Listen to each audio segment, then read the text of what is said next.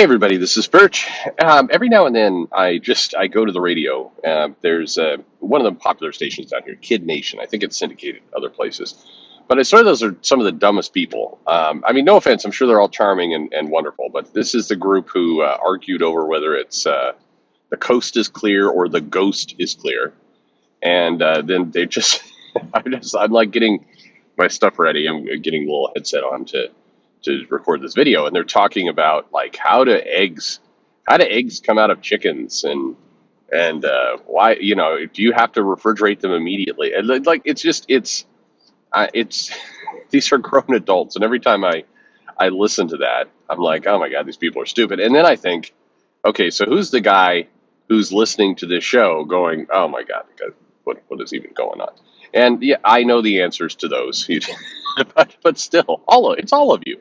Anyway, whatever. So the big reveal. Okay, let's read this mail. It says, I tried reading. Okay, sorry, I just ran right into it. The big reveal. Some jackass will be like, video starts at 1 minute 43 seconds. Okay, thank you. I tried reading Cates's Guardians run. I picked it up halfway, my mistake, but aren't comics intended to be accessible mid-run? oh, oh, summer child. Anyway, I tried 5 or 6 issues, and my reading experience was essentially ruined as issue 12 ended with a big reveal. Unfortunately, I wasn't familiar with the revealed character, and the entire story was ruined for me. 6 issues at $4 each to get a payoff that was meant only for experienced readers. Well, I don't know if that's a fair take or not. First off, the Donny Cates Guardians run was not a great run. I mean, it wasn't well received. I think people kind of memory hold it when they were thinking about the other things he was doing, whether it was his stuff on Thanos or then did the Venom work. Like there's a lot of Donny Cates books that have gotten a lot of praise and acclaim. Guardians is not really one of them. It's like, oh no, Donny Cates is going on Guardians, but that one was just not great, not by any stretch of the imagination. So I don't know if the reveal. I don't. It's not like experienced readers are going, all right, this is why I came to the comic. No, I pretty much everybody hated that run. I mean, I don't know about hated it, but didn't enjoy it. So I don't think you were robbed an experience that other people had. I'll just put it that way. Anyway, maybe I'm crazy. Maybe a bunch of you will come in like, oh no, I love the Donny Cates. I don't know. I remember I sold it at the time, and just nobody was happy with that comic. As for the coming in mid run, yeah, I mean this is the kind of the fallacy that comic publishers and others would have you believe, is that the comics today are being written in a way that's accessible, these jumping on points, but they're not jumping on points, and there's no evidence that they have been. And by the way, I'm not talking about the past.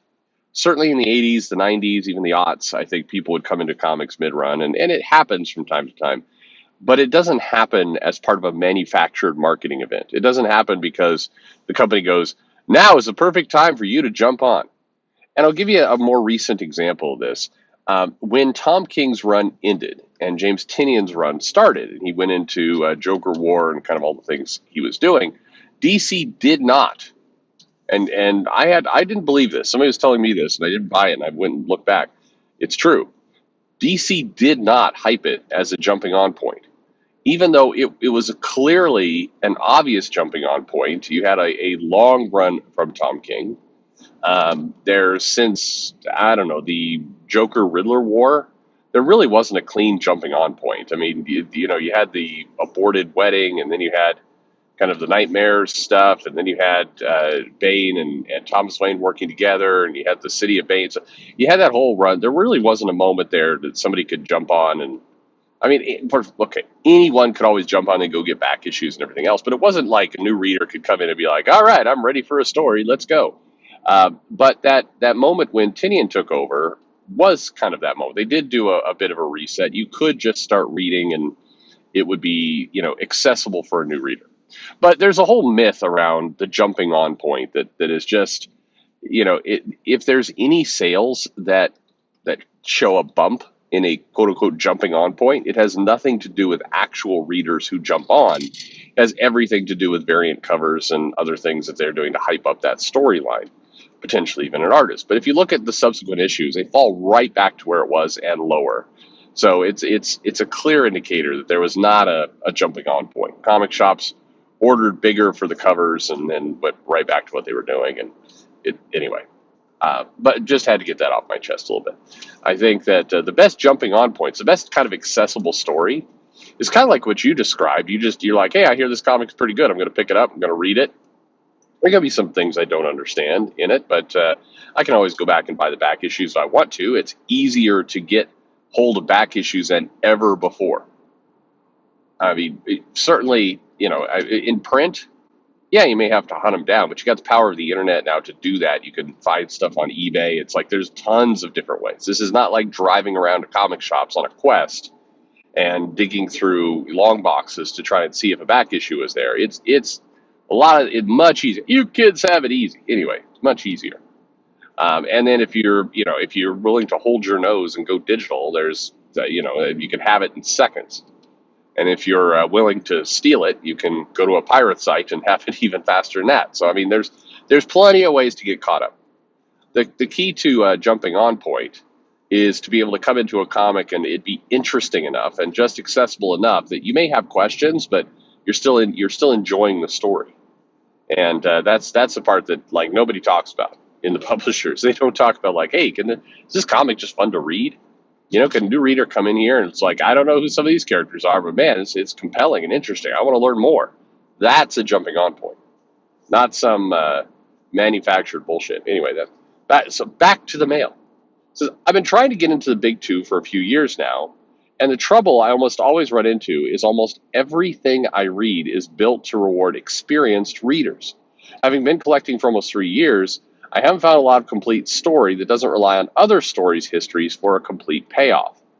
My girlfriend keeps asking me to suggest Big Two comics, keeps asking me to suggest Big Two comics so she can see what all the hype is about, but I can't confidently suggest anything to a brand new reader. That isn't 10 years old? Is it just me, or is it an issue with the editing teams? I am not. I don't think I'm going to C2E2, but I may. I'd like to.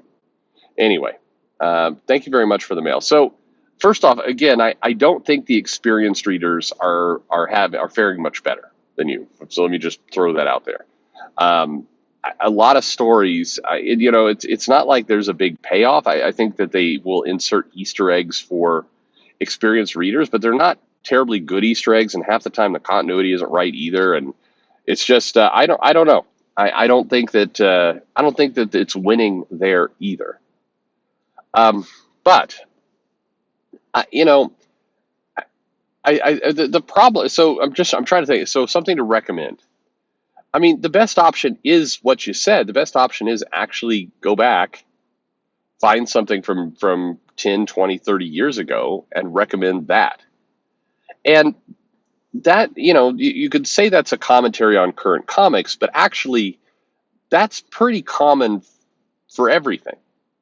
So when I started reading X-Men for the first time, when I got into that run, my very first exposure to it was the Dark Phoenix saga, was that trade paperback, I think the Bill Sienkiewicz cover.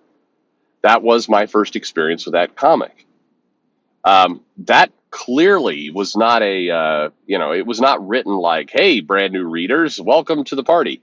I mean, you open that thing up, it's like, Proteus is dead. You're like, wait, what? And then you're getting into you're like, why are they going to this club in New York where everybody's running around in their underwear and who's this woman has power? Like, what? It was completely inaccessible, but it was compelling. The characters are compelling. Everything was great, and I was hooked. And then very, very rapidly, I wanted to learn more, so I went back, and then I was confused. I'm like, what the hell? What's this all new giant X-Men? And then I go back further, and then I grabbed a Stan Lee Kirby like first 20 issues in a hardback from the library, read that, and then just started buying all the issues and collecting them. That's common. It's not, when I was not born, I wasn't reading it in real time. The Dark Phoenix saga had been out for a while. I don't know where. I'm trying to think of, you know, when I really started reading the X-Men. The current issues are probably a 200 or past. I'm pretty sure. So, it's not like it's not like it was kind of laid out for me and I had to start at number one or start at the beginning of a storyline. I started midstream, and then typically with a trade. And so, for your girlfriend and even for yourself, it's not a bad idea. Go to the very best. Go to the stuff that has withstood the test of time. That is an amazing comic. Read it. You'll have a good time. The other option is go outside the big two. Midnight Nation. Why don't you try that? That's a hell of a great comic. Go with that. You can also go the Ultimate line. Granted, these are all older things. If you want something current outside the big two, I recommended the other day. This what Mad Ghost, the Geiger and Junkyard Joe series is great. It's a just compelling, good, solid read. If you want a run of comics, every now and then somebody say like, "Why don't you recommend crowdfunding?" Yeah, you could go and read some of those issues as well. You're going to read an issue one, and then maybe there's been a second or a third issue that's been put up for crowdfunding. But generally those are one shots, which is fine too. Those are also good reads. But if you're trying to get into a run of comics, go back. Find something. Basically, you could ask yourself, and I used to do this in the shop all the time. What are you into? Do you want something very superhero? Do you want something more horror? Do you want something more thoughtful? Like what do you try to get to? Do you like a team book? Do you like a solo book? Kind of ask yourself some of these questions, and then you can go from there. And it's pretty easy. Grab the very best trade paperback from the run, read it, see if it catches you, see if you get bonded to these characters, and then go read more. And that is the best option. If you're trying to kind of jump into something today, like I really want to collect monthly comics, I'm going to get in it today, you're going to have a much harder time of it. And that's also not what most people have done, ever, including back in the 80s and the 90s and all these other decades. A lot of people started by, reading something that had been collected or something that had been done, a back issue, loving it, and then kind of jumping on the train and catching up with everything. Yeah, sure, there was definitely, the people who go to like the supermarket or the gas station and just kind of read through 30 comics, grab the one they like, start collecting that way. It's possible, but a lot of people, in fact, from my experience, at least in the shop, the majority of people did it that other way. They found a trade, they read it, they liked it, they went for more. So try that. It's not a bad plan. Anyway, thanks for the mail. Let me know your thoughts in the comments below. Do you have better advice or suggestions? Anxious to hear it. Thanks for listening.